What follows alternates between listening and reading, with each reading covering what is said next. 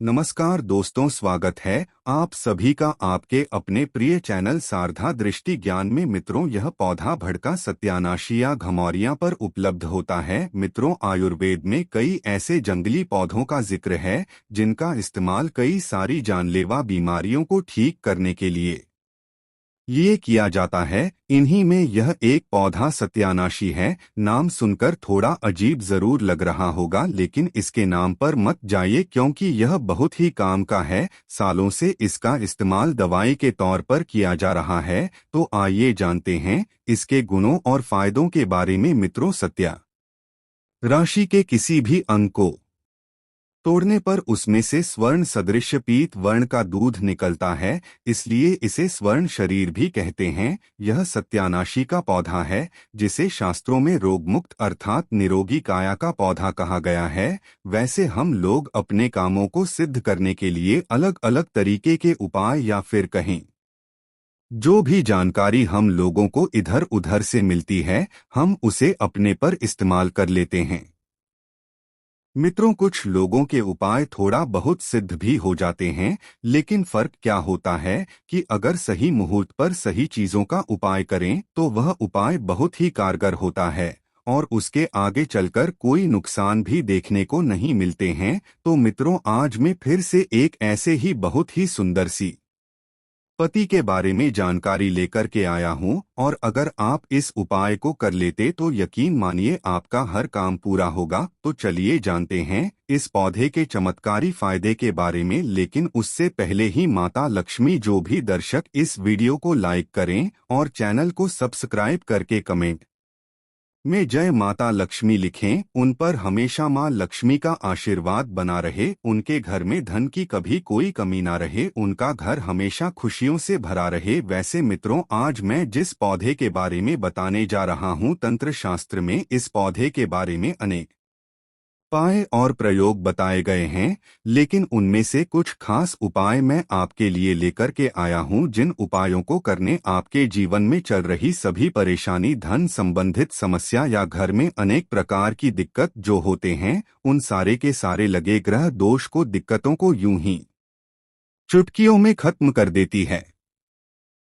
लेकिन मित्रों, देखा जाए तो यह पौधा तंत्र शास्त्र के अनुसार तो काम करता ही है, मगर इसके साथ ही अगर आयुर्वेदिक दृष्टि से भी देखा जाए तो इसके अनेक से फायदे हैं। मित्रों, आज के इस वीडियो में आपको दोनों प्रकार के ज्ञान मिलेंगे। सबसे पहले हम लोग जानेंगे कि यह पौधा तंत्र शास्त्र के अनुसार कैसे काम करता है। उसके बाद हम लोग आयुर्वेदिक दृष्टि से भी जानेंगे कि आखिर यह पौधा कैसे काम करता है, और साथ ही और कौन कौन से कामों में इसका इस्तेमाल होता है, उन सभी चीजों को भी जानेंगे। मित्रों, यह जो पेड़ पौधे की जो जानकारी होती है उसके बारे में पता होना बहुत ही जरूरी होता है। पेड़ पौधे अर्थात जड़ी बूटी के बारे में जिसे भी ज्ञान होता है उसे कहीं पर भटकने की जरूरत नहीं होती। वह व्यक्ति घर पर ही रहकर सब कुछ प्राप्त कर लेता है। ना तो उसे कोई बीमारी छूती है और न ही उसे धन दौलत या और भी किसी चीज की कभी कोई कमी रहती है। सही तरीके से बस उस उपाय को जानने की जरूरत है, क्योंकि हम लोग अच्छे से जानते हैं कि पेड़ पौधे में देवी देवताओं का अंश होता है।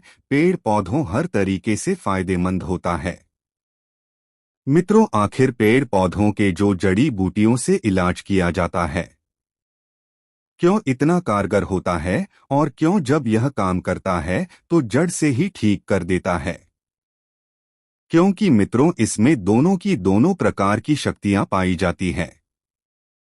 पहला अगर देखा जाए तो दैवी शक्तियां पाई जाती है, और दूसरी यह कि उसके अंदर के जो खुद के गुण हैं उसे घरेलू उपचार के लिए भी उपयोग किया जाता है। यानी दवा और धुआं दोनों के दोनों काम करता है। यह कैसी भी बीमारी हो, हर प्रकार की बीमारी को ठीक कर देता है। तो बस आज आप वीडियो के आखिरी तक बने रहिएगा। आज मैं एक बहुत सुंदर सा वनस्पति थी के बारे में बताने जा रहा हूं, जो आपको स्क्रीन पर दिख रही है। इस पौधे को शायद आप अपने घर के अगल बगल, नाले के पास, नहर के पास, तालाब के किनारे, रोड पर कहीं न कहीं देखा ही होगा। देखिए कैसे कैसे इसकी पत्तियों में कांटे लगे होते हैं, लेकिन इसका जो फूल होता है वह बहुत ही सुंदर साथ गोल्डन कलर का होता है। यह जो पौधा आपको दिखाई दे रहा है, शायद आप इसका नाम जानते होंगे, लेकिन मैं तो इसे भड़का और घमौरियां लोग इसे सत्यानाशी के नाम से जानते हैं। और यह एक अमेरिकन पौधा है, लेकिन देखने से ऐसा लगता है कि यह एक जंगल वाला पहाड़ी वाला नली नदियों के किनारे में पाए जाने वाला पौधा होगा, लेकिन ऐसा कहीं कुछ नहीं है। हर जगह पर पाया जाता है और इस पौधे के पाने पर जन्मों से चल रही समस्या यूं ही खत्म हो जाएगी। माता लक्ष्मी जी की कृपा हमेशा इस पर बनी रहती है।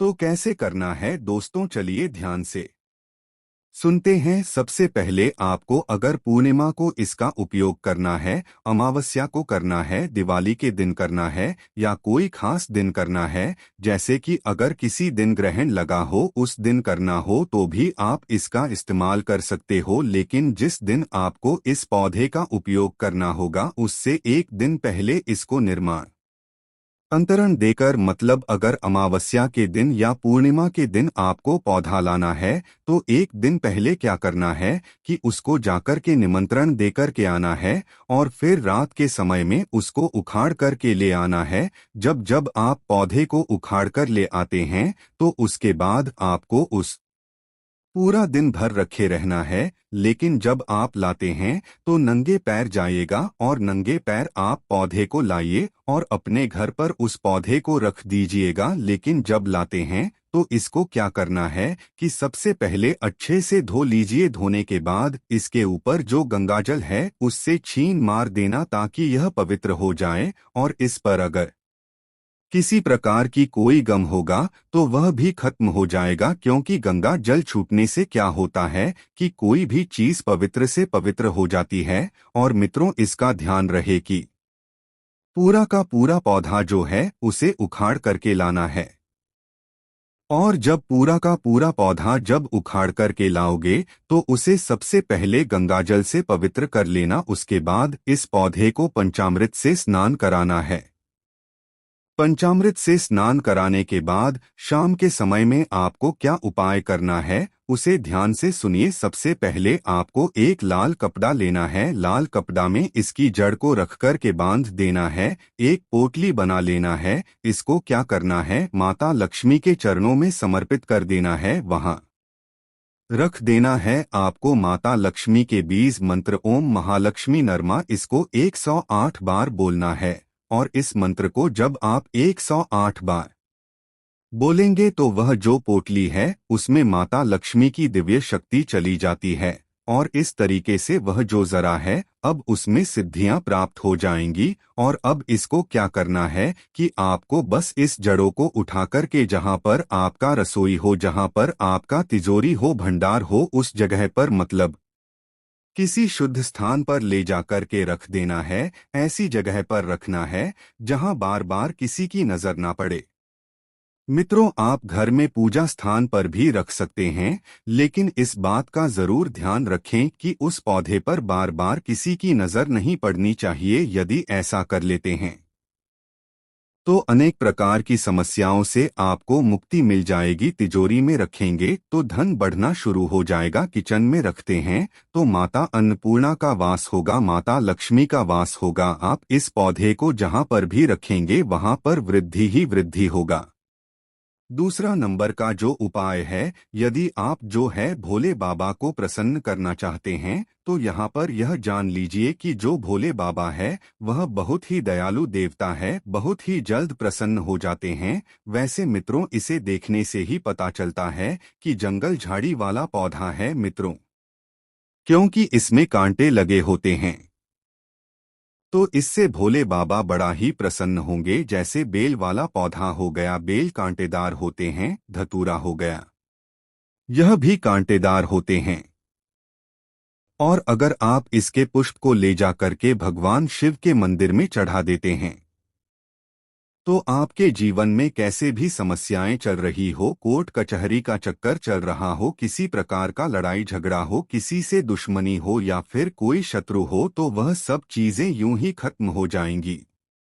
कोर्ट कचहरी में आपको विजय की प्राप्ति होगी। इसके साथ साथ में आप एक और उपाय कर सकते हैं, लेकिन इतना ध्यान रखिएगा दाहिने हाथ से आपको इस काम को करना है कि जो इसका जन्म होता है उसे लाल कपड़े में रख कर के सबसे पहले अपने घर के पूजा मंदिर में कुछ समय के लिए रखे देना है। और जब आप किसी काम को करने के लिए जाते हैं, मतलब कि कोई भी काम आप करते थे और उस काम में हमेशा कोई न कोई रुकावट हो जाती थी, वह काम पूरा ही नहीं होता था।